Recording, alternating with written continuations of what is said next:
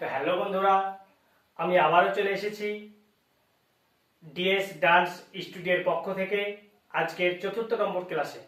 তো চলো আমরা কথা না বাড়িয়ে সরাসরি স্টেপে চলে যাই। তো আমার আজকে ৪র্থ দিনের ক্লাসের ফার্স্ট স্টেপ, এই পজিশন 1 2 3 4, 1 2 3 4। এই পা আর এই হাত এইরকম, মানে পিছনের পা আর এই সামনের হাত পুরো কাইচি হয় সেই রকম। ঠিক আছে, তো চলো 1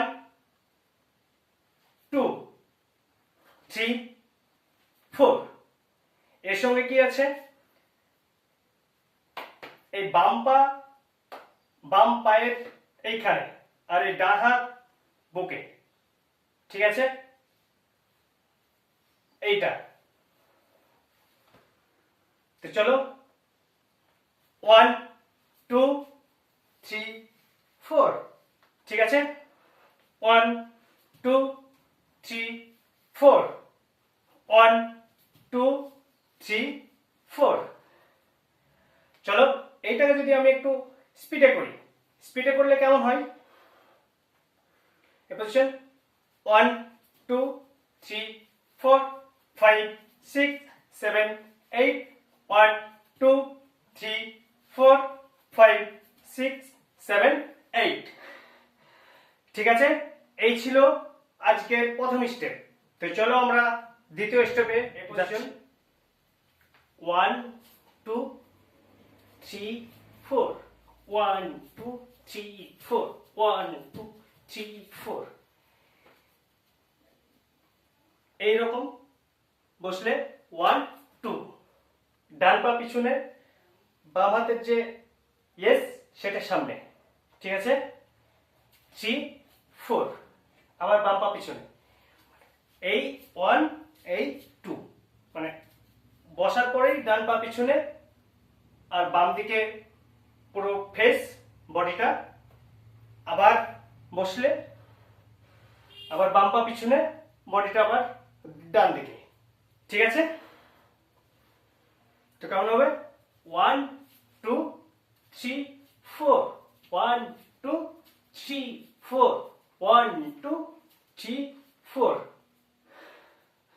ঠিক আছে, এই ছিল আজকের দ্বিতীয় পিটি। দ্বিতীয় পিটিটা খুব সহজ। নেক্সট আসছি আমরা 3 নম্বর। 1 2 3 4, ডান পা বাম দিকে, বাম পা ডান দিকে। ডান পা যেইখানে প্রথমত ছিল সেইখানে, আর এই বাম পা আবার পজিশনে।